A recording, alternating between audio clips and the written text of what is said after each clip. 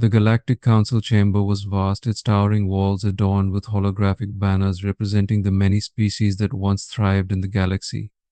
Now only a handful of survivors remained, their holograms flickering weakly like the embers of a dying fire. A pall of despair hung in the air, thicker than any atmosphere they had encountered on their home planets. Every face, scaled, feathered, furred, or smooth, was etched with the same expression: fear. The virus, known to all as the Annihilator, had torn through the galaxy with ruthless efficiency, leaving death in its wake. Once bustling planets were now little more than graveyards, their cities silent, their ecosystems collapsing. The few who had survived its wrath sat in this chamber, their hopes slipping away like sand through their fingers. A reptilian figure, his scales glistening under the chamber lights, slammed his clawed hand on the armrest of his seat. We must act now, or soon none of us will be left. How many more systems must fall before we find a solution? Murmurs of agreement spread through the council chamber, punctuated by the occasional cough, a grim reminder that some of the council members were already showing the early signs of infection. A tall, avian creature with shimmering feathers raised her wing. The Elthari medical teams have tried every known method, but nothing works. Our people are dying in droves.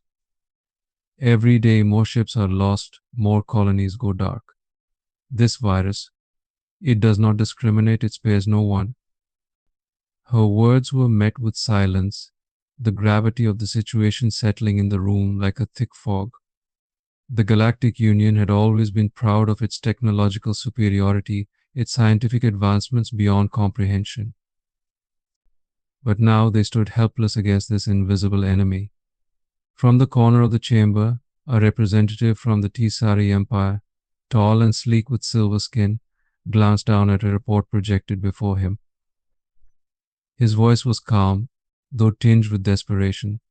There has been some mention of humans.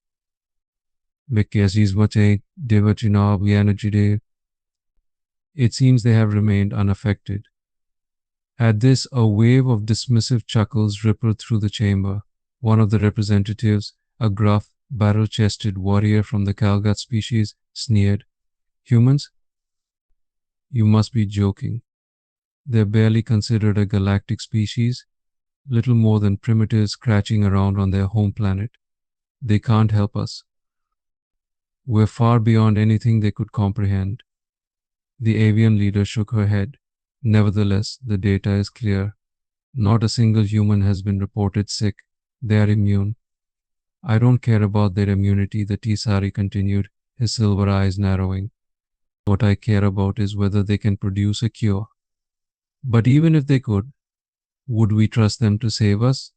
Again, murmurs spread, this time laced with skepticism. No one in the council wanted to rely on a species so low on the galactic hierarchy. Humans had always been seen as an afterthought, tenacious, yes, but technologically inferior, lacking the sophistication of other advanced civilizations. The council had long regarded them as an oddity, a race that, by all logic, should not have survived this long in the cosmos. Yet, as the silence deepened, the unspoken truth gnawed at them all. The humans were untouched by the Annihilator. Their colonies remained, their people alive. In the back of the chamber, standing in the shadow of the towering alien delegates, was Captain Marissa Beckett. She had been assigned as Earth's representative to the Galactic Council, though her position had always felt more symbolic than functional. Humans were never taken seriously in the Council until now. She kept her expression neutral, her hands clasped tightly behind her back as she listened to the ongoing debate. Inside, however, a storm of frustration brewed. She could feel the weight of their disdain, their unwillingness to consider humanity as their saviors, even in the face of their own extinction. Beckett knew the truth. Earth scientists had already begun working on a potential cure. They had mapped out the virus's genetic structure, analyzed its transmission, and isolated its weaknesses. But the resources were scarce, and without galactic cooperation, it would be a race against time to save everyone. A voice interrupted her thoughts, breaking the tense silence that had settled over the room. It was the Eltari representative again, her tone now quiet and measured. We are running out of time. Whether we like it or not, humanity may be our only chance. If they can find a way to stop this virus, we have no choice but to work with them. A ripple of discontent spread through the council. The Kalgath warrior stood, his hulking form casting a shadow across the chamber. And if they fail, what if their cure wipes out the rest of us? Would you trust them with the fate of the entire galaxy? Beckett's hands clenched behind her back, but she remained silent. This was not the time to speak, not yet. She watched as the council debated, her frustration mounting.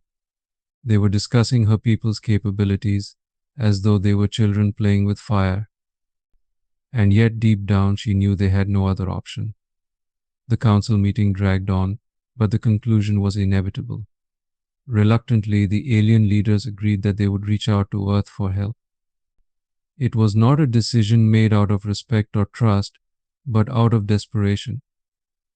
As the meeting ended and the council chamber began to empty, Captain Beckett finally allowed herself to exhale. She turned and made her way out of the room, her expression unreadable. She knew the weight that had just been placed on her shoulders and on humanity's. But she also knew one thing with certainty: the galaxy had underestimated humans for far too long. Now, they would see what humanity was truly capable of. Captain Marissa Beckett stared out of the observation window aboard the orbital research station, her eyes following the desolate planet spinning slowly below. Once teeming with life, the surface was now ravaged by the same virus that had decimated populations across the galaxy. The atmosphere, once vibrant with activity, was now silent, weighed down by the knowledge that countless beings had already succumbed to the Annihilator. The door behind her slid open with a soft hiss, and Dr. Claire O'Donnell entered the room, a tablet in hand. She nodded at Beckett as she joined her by the window. "Captain," she said softly, "we've made progress."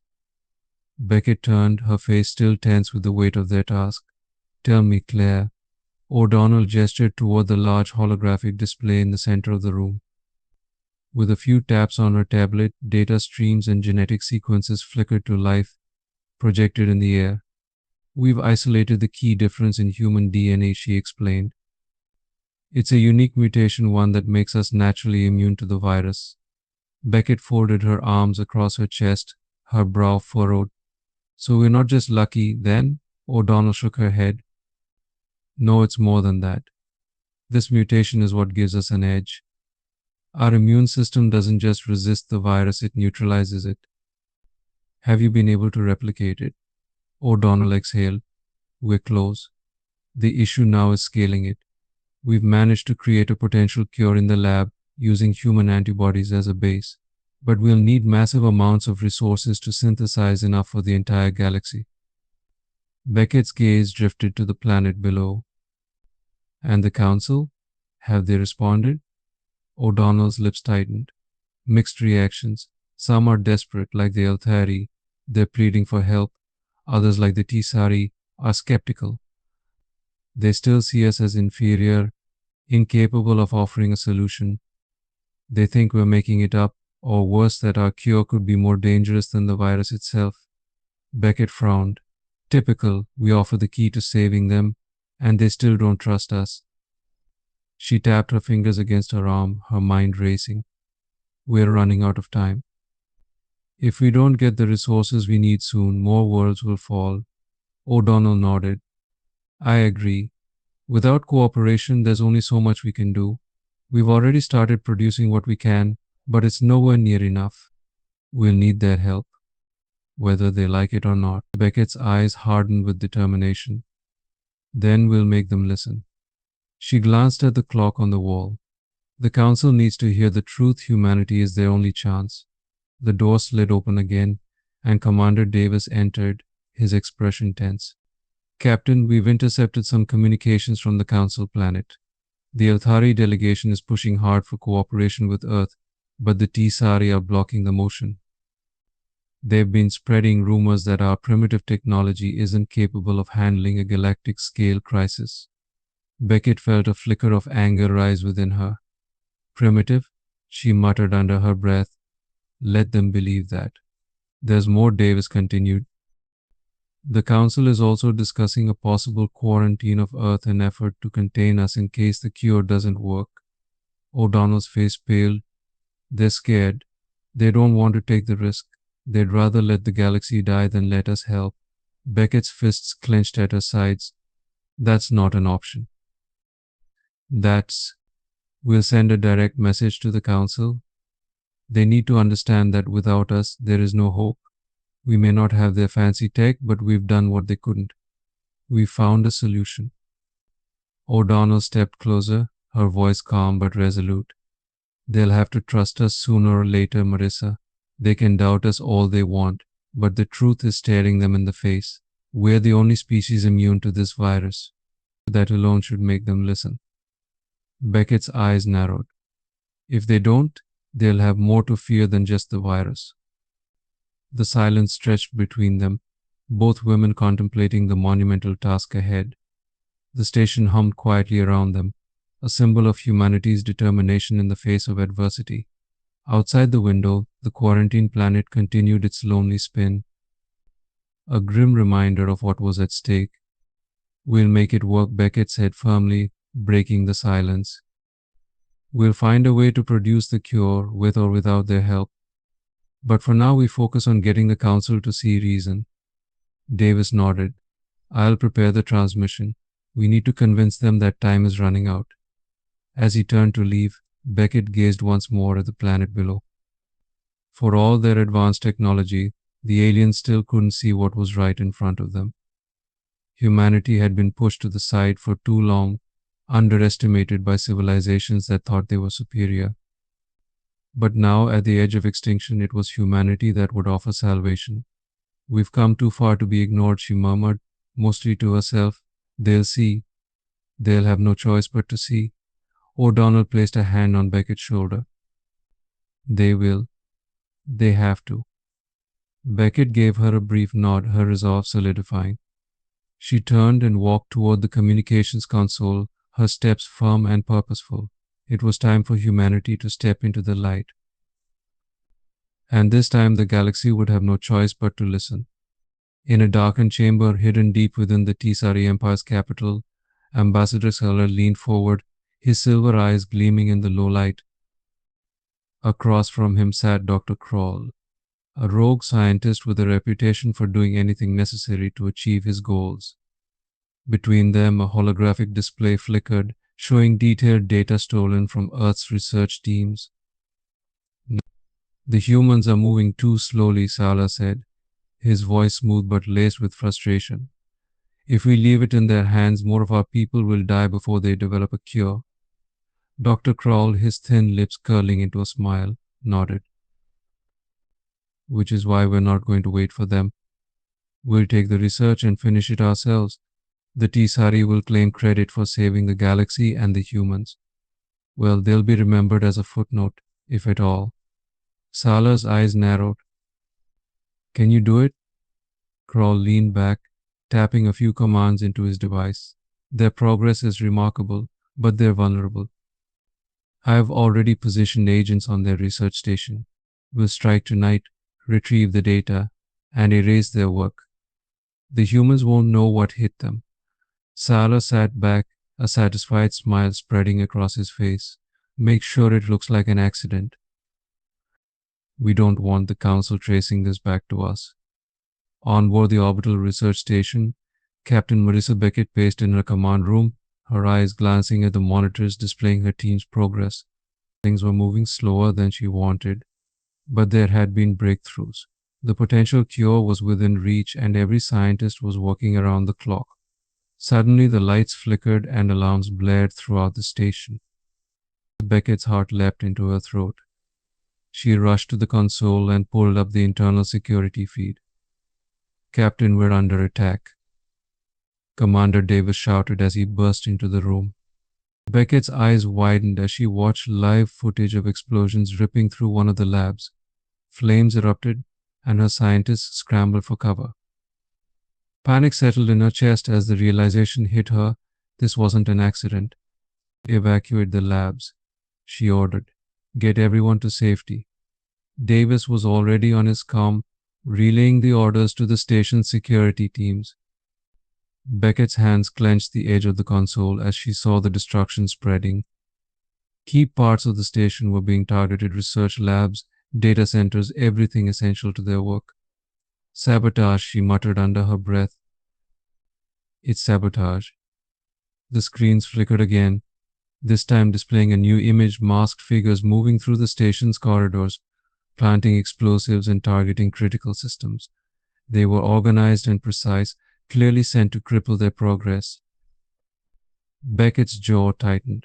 Lock down all remaining labs. We can't lose any more data. The destruction continued to unfold in front of her eyes.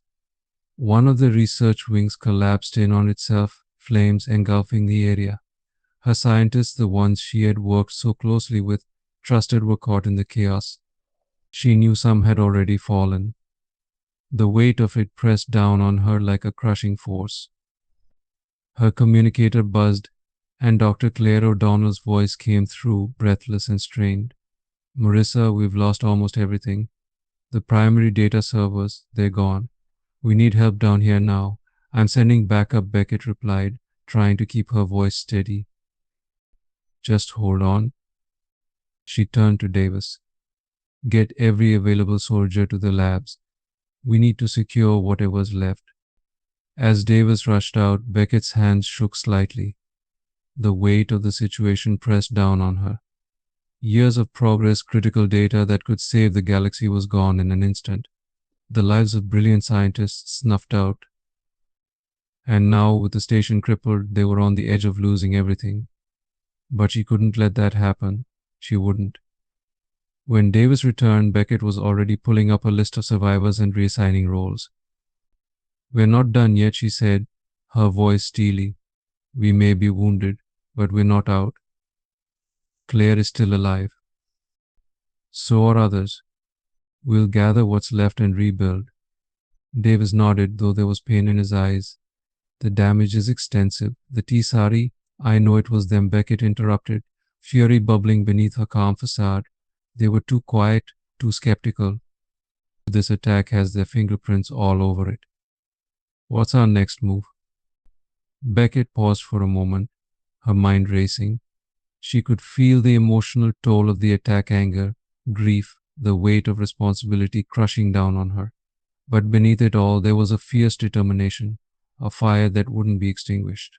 We press on, she said finally. We rebuild, gather whatever data we can salvage. And then we strike back. The galaxy thinks we're down, but we're far from it.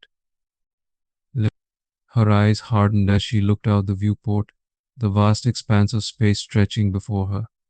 Somewhere out there, the T-Sari were waiting, believing they had crippled humanity's chances of saving the galaxy. They wanted us to fail, she said quietly.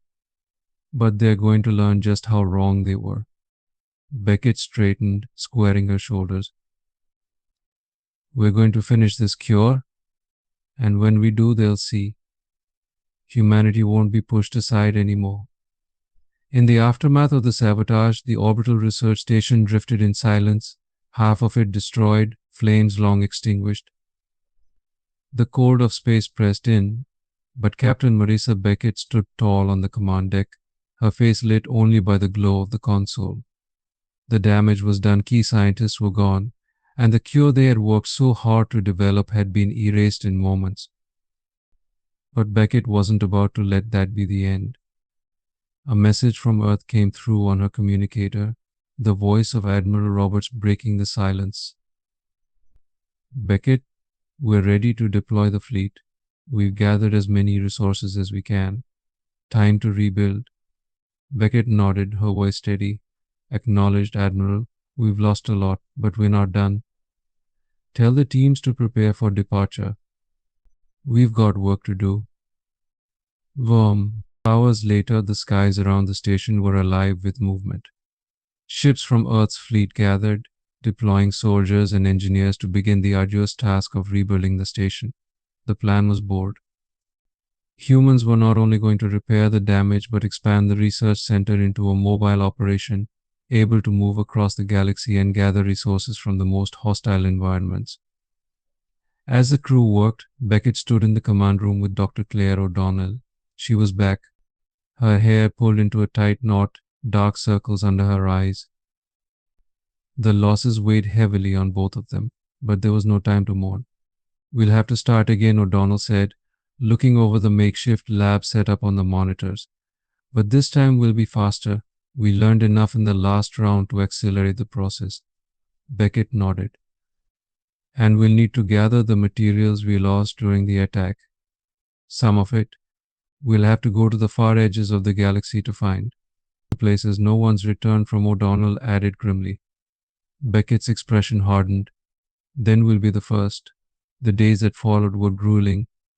The fleet touched down on several planets known for extreme conditions, planets that had long been written off as uninhabitable by other species. The crew battled brutal storms, scorching heat, and freezing temperatures as they set up mobile labs in whatever pockets of stability they could find. Engineers developed new tools on the fly, portable data stations, mobile shields to withstand planetary storms, and drones that could mine dangerous minerals without risking lives. Every day they faced a new challenge. Supplies ran low, and some of the crew fell ill from alien environments.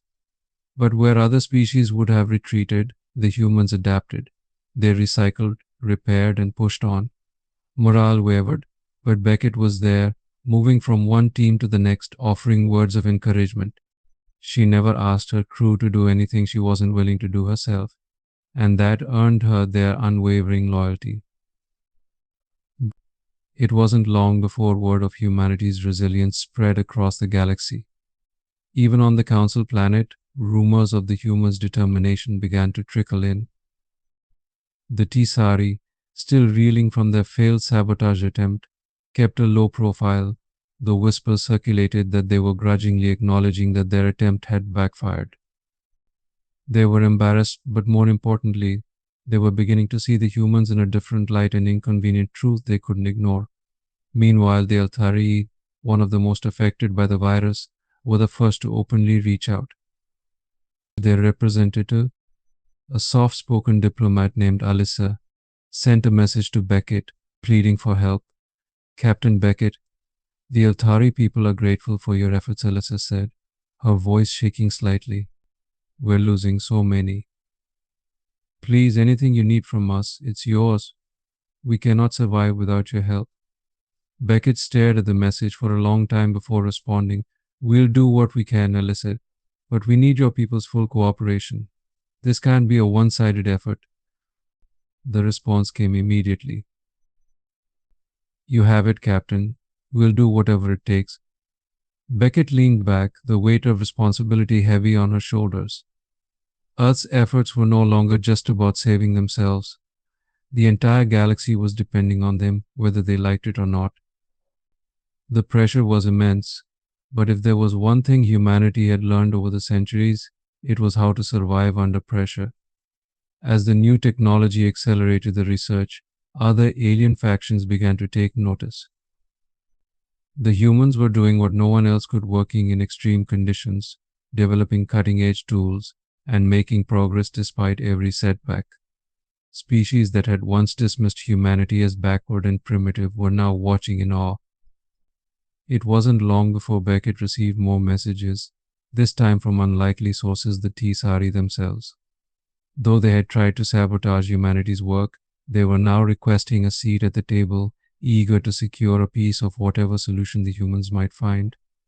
Beckett read the message from the Tisari ambassador, her expression unreadable. O'Donnell stood beside her, watching in silence. They didn't believe in US, O'Donnell said quietly. Now they're desperate. Beckett's lips thinned into a hard line. Desperation can make people do terrible things, but it also means they're finally seeing us for what we are. O'Donnell smiled slightly. A force to be reckoned with. Beckett nodded, her gaze steady. Exactly.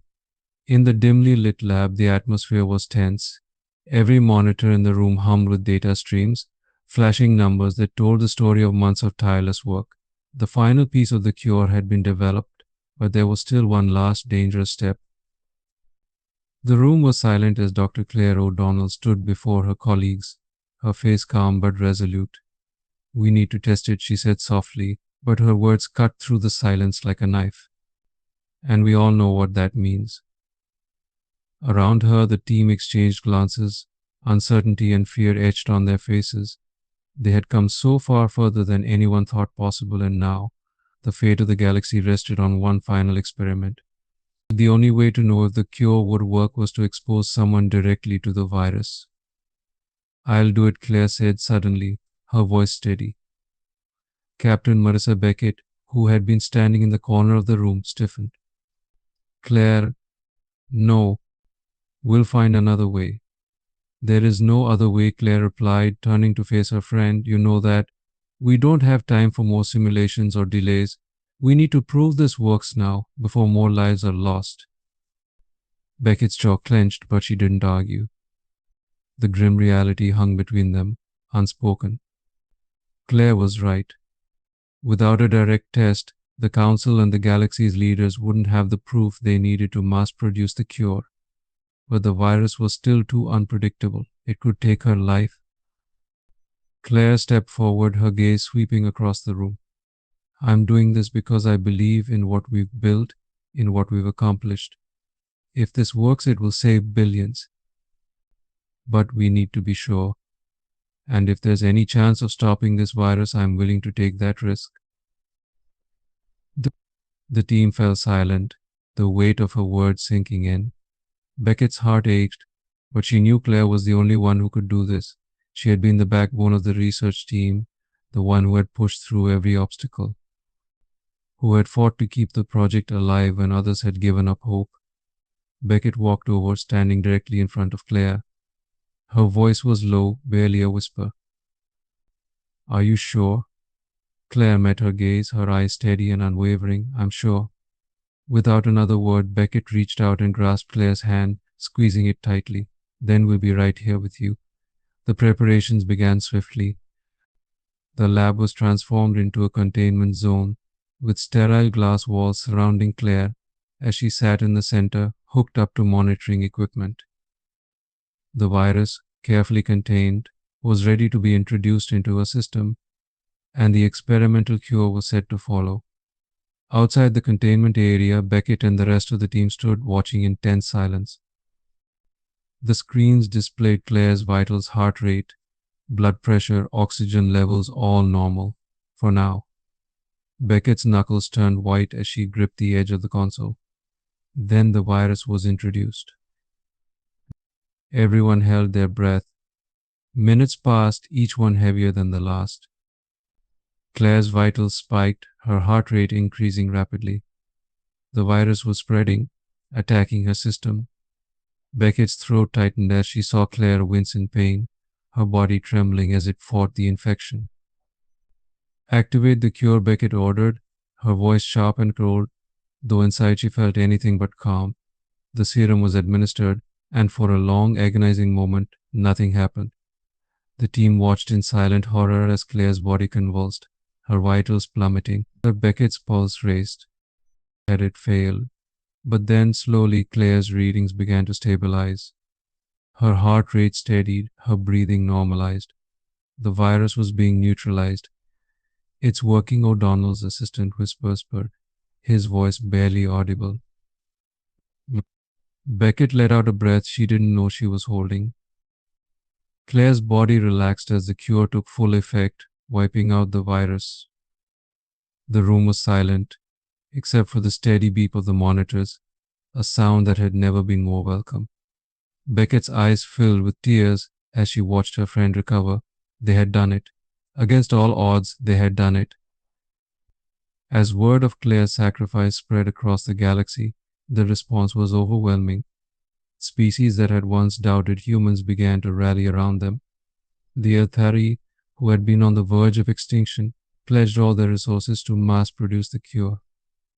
Other factions followed suit, finally putting their trust in humanity. In the days that followed, messages of support flooded in from all corners of the galaxy. Claire's bravery had not only saved lives, it had inspired unity. And for the first time, the galaxy looked to humanity not with skepticism, but with respect. Beckett stood by Claire's bedside as she recovered, her heart swelling with pride. Humanity had risen to the challenge, proving that even in the face of death, they would fight for the survival of the galaxy. The Galactic Council chamber was a whirlwind of activity. Leaders from every corner of the galaxy, once paralyzed by fear, were now locked in intense discussions about the distribution of the cure. But amid the flurry of preparations, a shadow loomed. A Tisari splinter faction had mobilized, determined to seize control of the human research facility and take the cure for themselves. Captain Marissa Beckett stood at the command center of the station, eyes narrowed as she watched the tactical display. Red Blip's Tisari ships were closing in fast. They had been planning this, waiting for the perfect moment to strike.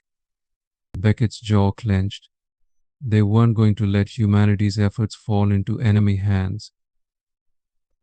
Commander Davis, she said, turning to her second in command, prepare all defense systems. We're not letting them through.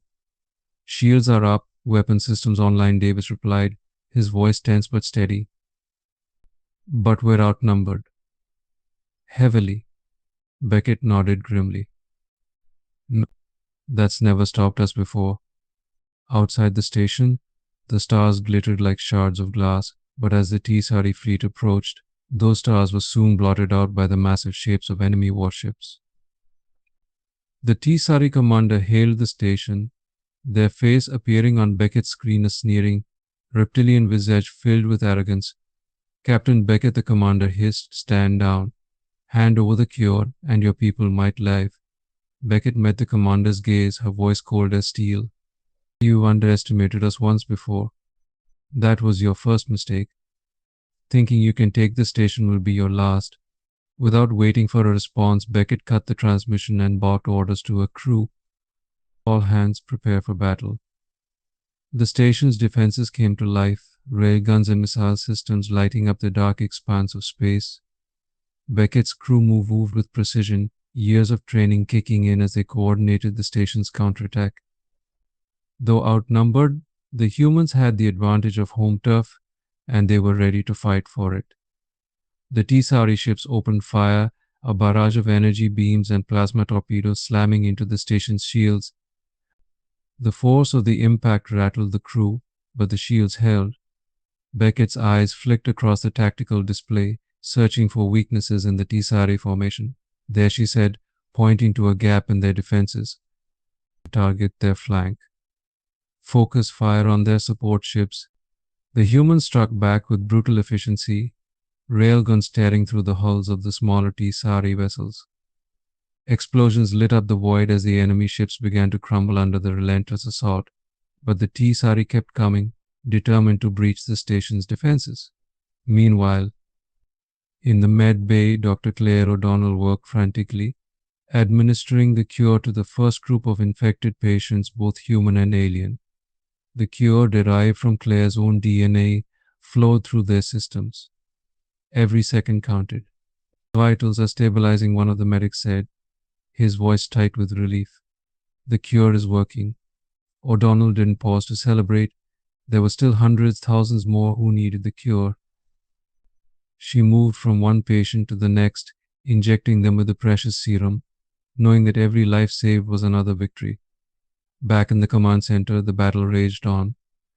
The Tisari ships were relentless, but Beckett's tactics were sharper.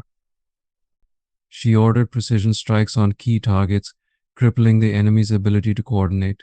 Slowly, the tide of the battle began to turn. Captain, we've got them on the run, Davis shouted, his voice filled with hope. Beckett's lips curled into a small, grim smile. Don't let up. Press the advantage. The Tisari ships began to retreat, their commander's arrogance replaced with desperation. As the final enemy vessel turned to flee, Beckett let out a long breath. They had won, but there was no time for rest. Status on the cure? She asked. Doctor, O'Donnell has administered it to the first wave of patients, Davis replied. It's working, Captain. They're recovering. A wave of relief washed over Beckett, but she didn't let it show. Good. Let's get the rest of the galaxy cured. And make sure the Council knows this was a human victory. News of the battle spread quickly across the galaxy. Species that had once looked down on humanity now spoke of them with awe and respect. The humans had not only developed the cure but had defended it against overwhelming odds. The Tisari splinter faction was defeated, their plans to seize control of the cure crushed by the very people they had sought to destroy. In the following days, as the cure was distributed to every corner of the galaxy, the Council reconvened. This time, humanity was not dismissed or mocked. They were welcomed as leaders, as equals. Even the most skeptical alien factions could no longer deny the truth: humans had saved them all.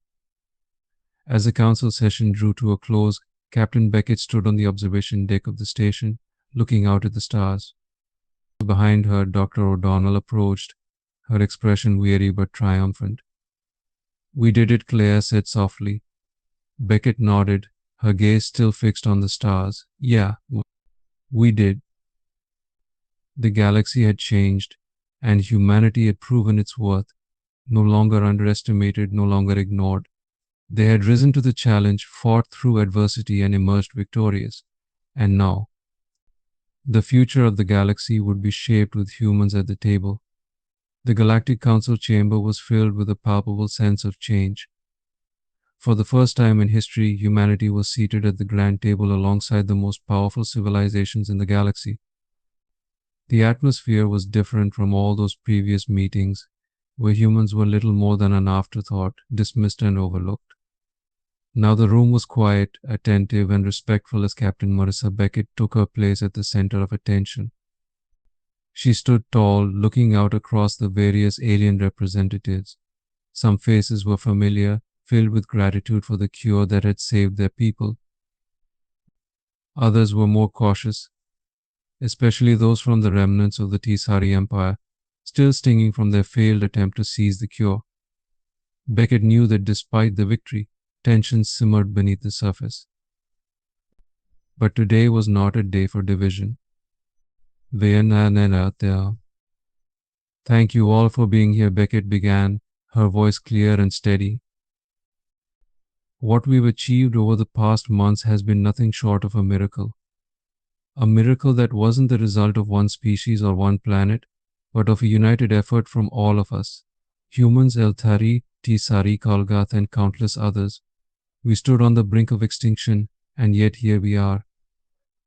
We are rebuilding stronger than before." There were murmurs of agreement, heads nodding, but not all were as enthusiastic. Beckett could see the Tisari representatives whispering amongst themselves, their pride still too great to fully accept humanity's newfound influence. Still, she pressed on. Humanity was once dismissed as insignificant, a young species with little to offer. But today we stand as a testament to resilience, to adaptability, to hope. She paused, letting her words settle. "But let me be clear, this victory is not ours alone. It belongs to all who fought, to all who sacrificed, and to all who believed that we could rise above this crisis." In the audience, she spotted the Elthari ambassador, Alyssa, watching her with deep respect. It had been the Elthari who had first placed their trust in humanity when others hesitated. Now their alliance stood as a symbol of what could be achieved when species put aside their differences and worked together. Beckett continued, "As we move forward, rebuilding our worlds and our lives, we must remember the lessons we've learned. Cooperation, unity, and understanding will be the cornerstones of this new galactic order. No longer will any species be left to stand alone." There was a brief moment of applause, though Beckett noted that it was not unanimous. The Tisari representatives remained silent, their eyes cold. She knew that the remnants of their empire were not ready to accept the new balance of power. They had been the orchestrators of sabotage, and their failure had only deepened their resentment. Beckett addressed them directly, her gaze unwavering. I know that some among us are still reluctant to accept these changes. I understand that trust is not something that can be built overnight. But I ask all of you, especially those who still doubt, to consider what we've just survived. The galaxy can no longer afford old rivalries or suspicions. We have proven that only together can we face the challenges that lie ahead. The room fell into a respectful silence. Even those who harbored doubts knew deep down that Beckett was right. The Annihilator virus had been an equalizer, striking all species without discrimination. It had forced the galaxy to acknowledge that no one was truly superior, no one invincible. But as Beckett spoke, the weight of the future pressed upon her. She could feel it in the room, the quiet tension, the unspoken fear that another crisis might not be far behind. The Tisari, though defeated, was still powerful. Other factions, too, would surely rise, hungry for influence and control. Beckett knew this peace was fragile. She closed her speech with a firm resolve. Today we rebuild. Tomorrow we face whatever challenges come next. But know this: humanity will be there, standing beside you, ready to fight, to heal, and to lead. With that, the room erupted in applause, this time louder and more unified. Even some of the more skeptical factions clapped, acknowledging the truth in her words. The Tisari, however, remained stoic, their eyes hard and calculating. Beckett could almost hear the gears turning in their minds, plotting their next move. As the council adjourned, Beckett stood by the viewport overlooking the station, watching as ships from all over the galaxy floated against the backdrop of stars. Dr. Claire O'Donnell joined her, standing quietly at her side. They listened, Claire said softly. For now, Beckett replied, her voice thoughtful. But we both know this is just the beginning. There's a lot of work ahead. The galaxy has changed, and not everyone will accept that peacefully. Claire nodded. We'll be ready for them. Beckett smiled, but there was a seriousness in her eyes. Yes, we will. Whatever comes next, humanity won't be caught off guard again. The two women stood in silence for a moment longer, gazing out at the endless stars. The galaxy was vast, and while they had won this battle, Beckett knew there were more challenges ahead. Factions like the Tisari wouldn't stay quiet for long, and new threats were sure to rise from the ashes of the old. But for now, humanity had proven its worth. They had risen from underdog to galactic leader, and for the first time the future was truly in their hands. Captain Marissa Beckett stood alone on the bridge of her ship, the gentle hum of the engines the only sound around her.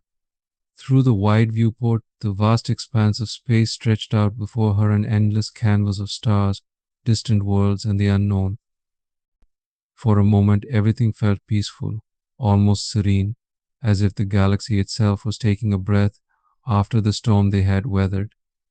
She placed her hands on the railing, her eyes scanning the distant stars. Each one represented a challenge they had faced, a battle they had fought, and a victory they had claimed. Humanity had come so far, once dismissed, now respected, but the weight of their new place in the galaxy felt heavier than ever. She could feel it pressing down on her shoulders, a responsibility that could not be taken lightly. We did it, she whispered to herself, though the words felt more like a reminder than a celebration. They had saved the galaxy from the virus, united species that had once been at odds, and proven that humanity could lead. But deep down, Beckett knew this wasn't the end. In fact, it felt more like the beginning. As she gazed out at the stars, her mind wandered back to the journey they had taken. From the early days of the virus, when the Council had barely acknowledged humanity's existence, to the final battle, where they had defended the cure from those who sought to destroy it. Every step had been hard fought, every victory earned with blood, sweat, and sacrifice. And now the galaxy looked to them for guidance, for leadership. But Beckett couldn't shake the feeling that this peace wouldn't last. There were still too many unknowns, too many factions that harbored resentment. The Tisari in particular weighed heavily on her mind. They had lost today, but they were not a species that accepted defeat easily. They would be back, she knew, and next time they wouldn't be so careless. A soft chime broke the silence on the bridge, and Beckett straightened as a message flashed on the console. She walked over, her brow furrowing as she tapped the screen to read it. The message was encrypted, but the origin was clear, a distant part of the galaxy, far beyond the Council's reach. The content of the message was brief, but it sent a chill down her spine. New conflicts were brewing. Forces were stirring in the shadows, factions that had remained hidden during the crisis now seeing an opportunity to rise. And once again, humanity would be called upon to step into the fray, to lead, to defend. The weight of what was coming settled over her like a heavy cloak. Beckett stared at the message for a long moment, her mind racing. The galaxy was never still, never safe for long. There was always another challenge waiting, another enemy lurking in the dark. But that was the reality they lived in now. Humanity had earned its place at the table, and with it came the responsibility to protect everything they had fought for. She closed the message and turned back toward the viewport. The star seemed a little closer now, a little more daunting. But she wasn't afraid. Whatever came next, whatever battles lay ahead, she knew humanity was ready. And they had proven themselves once, and they would do it again. Taking a deep breath, Beckett smiled to herself. The galaxy was vast, full of wonders and dangers. And while the path ahead was uncertain, she knew one thing for sure: this was just the beginning.